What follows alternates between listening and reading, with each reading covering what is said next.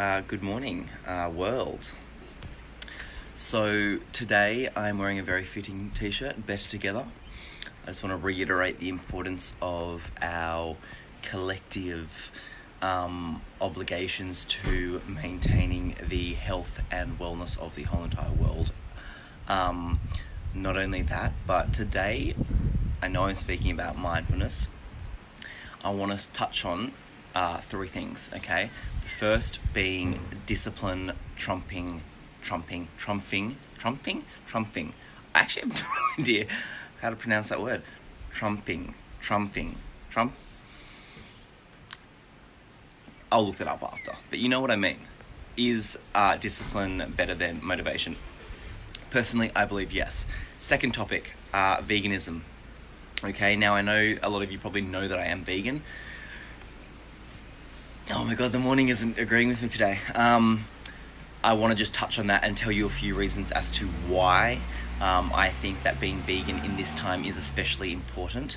Not only for the health and wellness of yourself, but for the planet and for the ecological sustainability and purely for ethical abundance. And the third thing that I want to touch on today is your physique more important than the safety of others? Now, I did an Instagram post about this last night. Long story short, no, it isn't. Use what is around you and find other sources of stimulus to entertain yourselves. Plain and simply, your physique is not more important than the wellness and safety of other people in our society as a whole. Including the world. It is probably the first time that, myself included, we have a global impact with whatever we do in our current situation. A global impact. Now, that is pretty hardcore. Who can say that you've walked around the society around you, Australia as a whole, and the world potentially? I don't know many other places, and they've now called this the biggest single event since World War II in terms of global scale of impact. Now, I think that's a pretty big deal. So for you not taking it seriously still, eyes are on Bondi, because Bondi in Sydney, New South Wales, Australia, is particularly bad at following these rules and obligations. Okay, so first thing that I'm touching on today is motivation. Okay, motivation is fleeting. Motivation is a temporary ideology. Motivation is simply a fragment of power in our brain. It's fleeting. It's not going to be there forever. Discipline, however, discipline is something that you can train. Discipline is something that you can learn. Discipline is something that you do every single day. And discipline is more important than motivation. Discipline is freedom, okay? Discipline equals freedom. Why do I say that? Because motivation tends to go in ebbs and flows dependent on your circumstances, your contextual circumstances, your environmental circumstances, your social circumstances, whatever it may be. It is fleeting, okay? It rolls in waves, and you'd like it to. Now, in this time, I'm seeing a lot of people post workout videos that are a little bit overpriced, but that's not my main issue. Workout videos that are saying, come on guys, get motivated, like this is what you need to do. You don't want to learn motivation at this time, because when you go back to your normal routine, that motivation that you've learned to adapt to this tumultuous environment is going to be completely different to what your everyday life motivation has to be like. So therefore, I don't believe in motivation. I believe in discipline. Learn the discipline that you need to learn now, so when our lives return, not to normal, because I don't think that they're going to return to normal. I think this is a massive learning curve for us, and we're going to learn that our normal is what caused a lot of this degradation and pain and suffering. So therefore, it's not going to go back to normal. But regardless, our discipline is necessary in order to maintain our sense of self, our sense of freedom, our sense of availability, and our sense of purpose. Okay, so if you're not developing your own discipline, you're relying solely on external motivations. Yes, you might get chances of intrinsic internal motivation, but it comes down to your discipline, okay? And why does discipline create freedom? Because if you have locked in every single day that you're going to do something and you do it, you're opening up a lot of space in your cognitive brain to actually deal with new, different things, okay? It allows space to not only complete tasks, but to learn, to grow, to play, to entertain, and you're going to have a lot more freedom. Because if you're relying on motivation, your motivation will maybe trough in the afternoon, and it may peak in the morning. But if you don't get it done in the morning, you're going to burn out, and you're going to be thinking about it all day, and then things pend, and you're not necessarily going to get your tasks done, which are necessary. Therefore, you're not going to have spare time. Hence, no freedom. Therefore, my point proven that discipline creates freedom. Now, I want to touch on how you develop discipline. So, discipline is created through any given situation, okay? And you work backwards. So it's kind of like having the answers to a mathematical equation, then working how you got there, okay? You're going to work out what you want from everyday life, your goals, your ambitions, your drive, not your motivation, your purpose. And then you're going to work backwards, okay? And you're going to ask yourself, how are you going to get there, okay? So then these steps are going to help you drive yourself to your projected image of yourself. Now, I'm not saying live solely for the future, because I say be present, but work backwards to understand how you're going to get to this said task. Now, for example, if your goal is to deadlift 200 kilos, getting up and having a motivation to train chest or to go for a 10-kilometer run isn't necessarily going to drive you towards this goal, and you're going to be scrambling every single day to not only think, oh, have I done this, but you're going to be anxious about it because you're not actually working towards the goal that you set in mind. So if you have a set out plan, okay, now Andy is probably someone to go to. He also does lives on this. Consult him. I'm sure you can work with him on how to reach certain goals like this. But if you have the discipline, so every morning you're going to get up and deadlift, you're going to do Nordic curls, like you're going to do a set program and a set of guided rules that you've set yourself up to do, you're going to work towards this goal a lot easier, okay? And it's solely relying on your discipline. So it's learning, okay, to follow your own rules that you've set for yourself, regardless of your motivation. If you don't want to do it, you do it purely to build that sense of discipline within yourself, okay? So your discipline is not dependent on anyone or anything. It's dependent on yourself, okay? So I want you to just maybe take a few minutes, or probably not a few minutes, a few seconds right now, and just think of a few goals that you have in mind and think about whether you're relying on discipline or motivation, okay?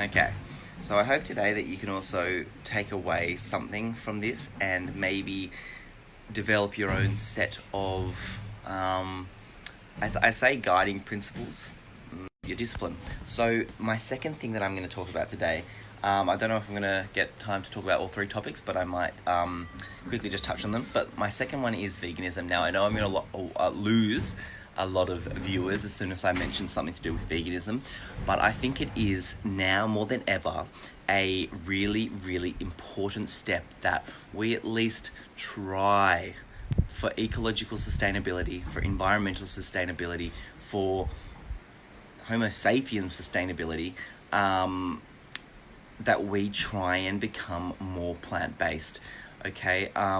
You've probably seen a whole bunch of different reasons as to why COVID-19 started. The pangolin is a animal which are kept in the wet markets where the virus has jumped and spread. But there is a lot of animals, like you think about chickens, okay, for example. How many people get salmonella every single year? It is these things that we can avoid by purely eating a plant-based diet. Not only that, but we've seen pictures circling, okay, social media, the globe, about how beautiful the waters in Venice look at the moment, how beautiful the air is in China, how different these spots are because of the reduced amount of things going on in those countries. Now, if we stopped animal agriculture, we would stop the deforestation of thousands and thousands and millions of hectares in Amazon rainforests. We'd stop the deforestation in Australia, and boosts in our ecological and environmental spheres, that we would have a new, beautiful, invigorated earth to thrive with.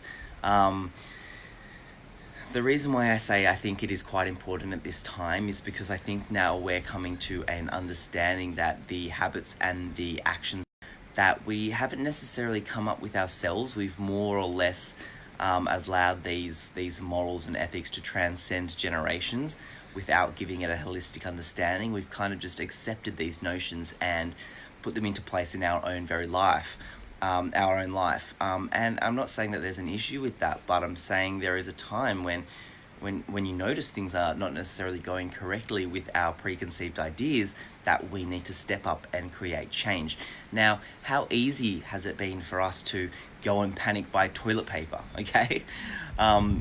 It has become a global sensation in most countries around the world, this idea that toilet paper is going to save us. Now, a doctor said toilet paper, stock up on toilet paper, so if we're about buying freaking toilet paper, then is it not easy enough to just not go to the meat section, go to the tofu section, go to the beans section, and buy the beans? If only the doctors said, maybe there's some kind of benefit to a vegan diet, and it was maybe the consensus. What I'm saying is, it's easy enough to change our habits, okay? Maybe just give it a go for a week, 2 weeks, whatever it is. The reason I say 21 days to vegan is because I believe that it takes 21 days. I believe that the taste buds, through my own research, our gut flora changes, okay? So if you're constantly eating processed goods, you're constantly eating animal protein sources, you're constantly eating a lot of sugar, salt, your gut flora is going to be thriving on those set ingredients.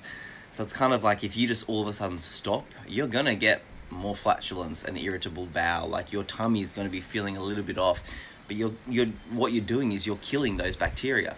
And you need to repopulate it with the new, fresh, whole, plant-based diet. And that takes time, okay? So 21 days is what I say. Same with your taste buds, okay? Same with a lot of things in your body. Okay, that's my talk about veganism, and how I think it's more important now than it ever has been. I might do a video just on a vegan diet and purely vegan topics, for my own benefit as well, because I would love to maybe bring you some more detailed information. Now, I do also have a podcast. It's called 21 Days to Vegan by Alexander Glover. It's available on iTunes and Spotify, as well as if you just type it into Google, it'll pop up. So go give that a listen. I've been releasing a few during this time because I know that people have spare time, and I know that this is a perfect opportunity. It's not all about veganism. It's about how to train your abs. Or what I say is core.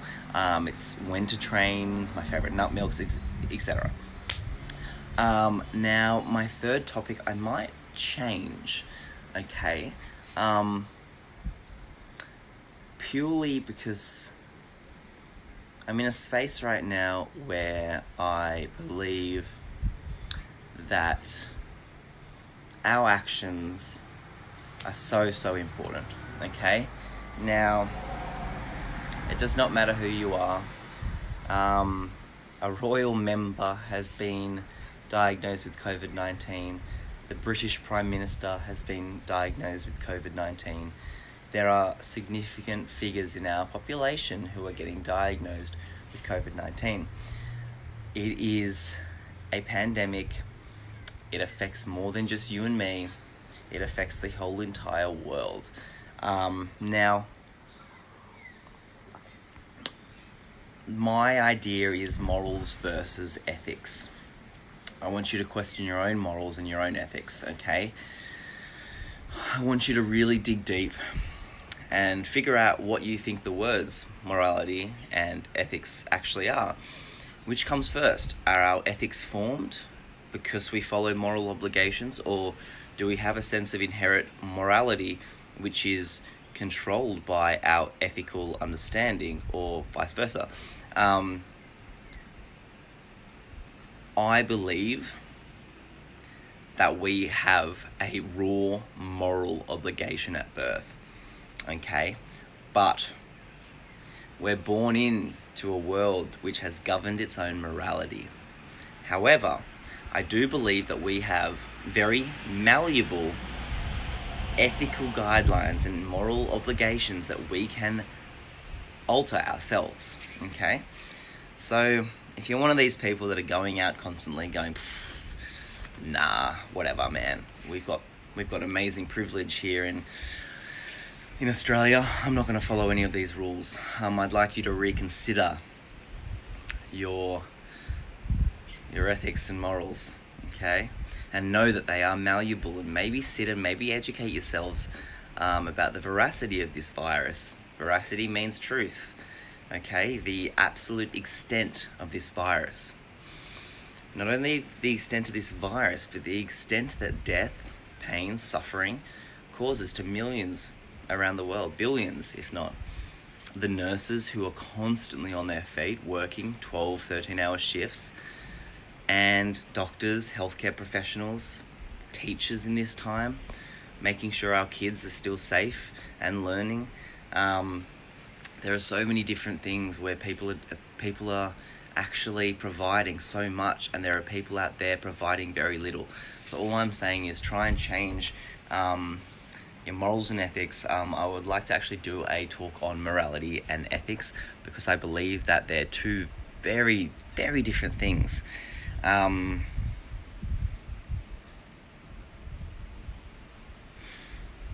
the extent where ethics are what you perceive as right and wrong, but your morals dictate whether you're going to do it, okay? So an ethical responsibility for me is not to harm animals. Well, I think everyone is to not harm animals.